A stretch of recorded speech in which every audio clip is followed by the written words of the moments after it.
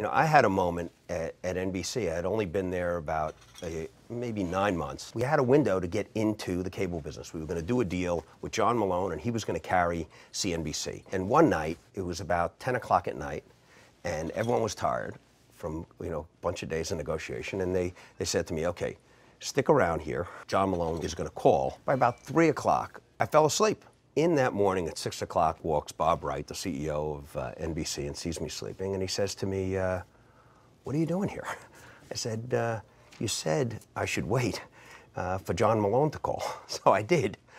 And he got Jack on the phone. He goes, this guy stayed all night. Can you believe this guy? Years later, Bob said to me, that was it. We said, you're our guy.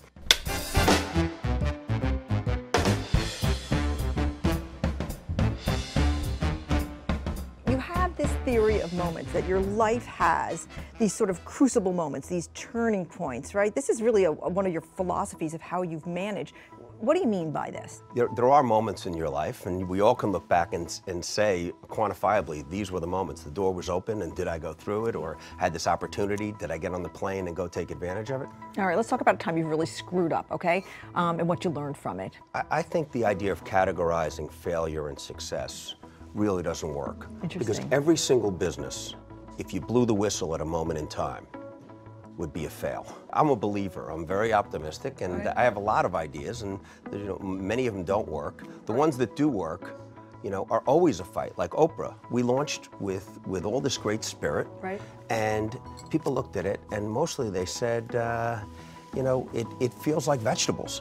It's not entertaining enough. It's not exciting enough, and for 2 or 3 years, the channel was really struggling. And so we put on one show in the African American space, and it was #1 on Saturday night in that space. And from that, we said, okay, if that's working, let's keep going. Today, it's the #1 network for African American women.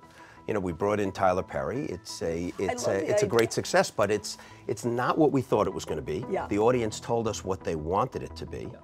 And I love the idea, and it's so true, is that you come up with an idea and a strategy in a conference room, and then you go out and you take it outside into the real world, and you've got to be agile, and you've got to say, we're going to change it according to what the market is telling us. You have to immediately be willing to recognize that you may be wrong about everything. What would you tell a 20-year-old person who wanted to be you? Look at what you're learning. Forget about how much money you're making. Forget about what the title is.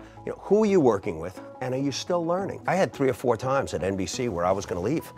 Where I got passed over, or I was reporting to the chairman, and then all of a sudden I wasn't. And I have a big ego, and you have to shake it off and just say, suck it up and put your happy face on and get in there and fight, and you're going to have your time. And it's not show friends, it's show business.